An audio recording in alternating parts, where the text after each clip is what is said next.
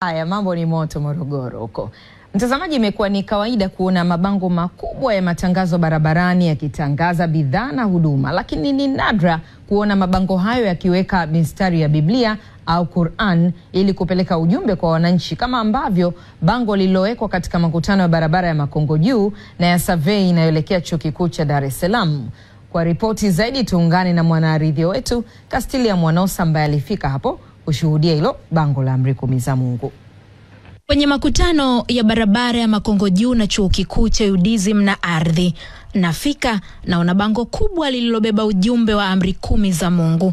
Si mimi tu, kila anayepita hapa, awe ndani ya gari, anatembea kwa miguu, yuko na bodaboda au na baiskeli, kwa ukubwa wa bango hili utasoma tu. Kwa sababu kule umehubiriwa usikii, lakini wameamua kuja kuweka jambo zuri kabisa hapo moja kwa moja. Hata hapo pia utakuwa uone shimoni pale wadumbukia mwenyewe.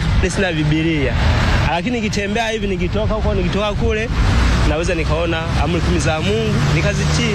Kuweka hili bango hapa, nahisi kama wanasisitiza watu wamrudie Mungu. Kuna wale walioliona bango hili tokea likisimikwa. Wakati nimeona liko linaanza kuwa constructed, nilikuwa natamani sana kujua ni nini ambacho kitawekwa kwenye bango kubwa kama hivyo.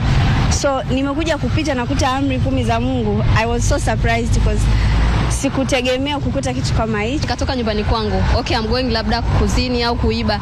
Nikifika kutana bango kama hili labda nje ya nyumba yangu, sometimes I can feel labda God ameniambia no, this is not light for you, you have to turn where umetokea. Kama ni mtu unaelewa na una ile hofu ya Mungu, kimsingi wamefanya jambo kubwa sana kuweka hili bango hapa. Kila anayepita hapa analitazama bango hili na kubaki na la kwake moyoni. Waliloweka hapa ikabidi wakaliweke pale Magufuli Temile pale kabisa pale, tena liwekwe kubwa zaidi ya hili, angalau hata la kidijitali zaidi, hata usiku waone. Wengi wanaopita hapa wanatafakari na kujiuliza aliyeliweka bango hili amedhamiria nini. Kuipata injili sio lazima uende kanisani siku ya Jumapili au Sabato au uende msikitini.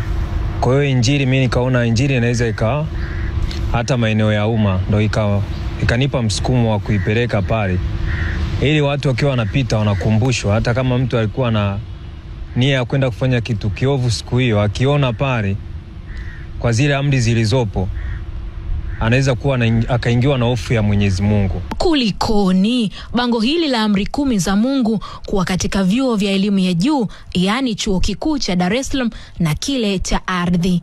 Kuna vijana ambao kuna wanachuo wako pale ambao wanachikia, na kuna visibility kubwa ya watu wanaotoka Goba, Madare. Kwa hiyo nikaona ni njia ambayo inaweza kafika ujumbe na watu wakapata, na wanachuo Ardhi na Mlimani, ikawa ni jambo jema. Kutoka kwenye vitabu vitakatifu vya Mungu hadi kwenye mabango, hii yote ni kuikumbusha jamii kuzishika Amri 10 za Mungu ili kuijenga jamii yenye hofu ya Mungu. Nikiripoti kutoka hapa jijini Dar es Salaam, mimi ni Castilia Mwanosa wa TBC.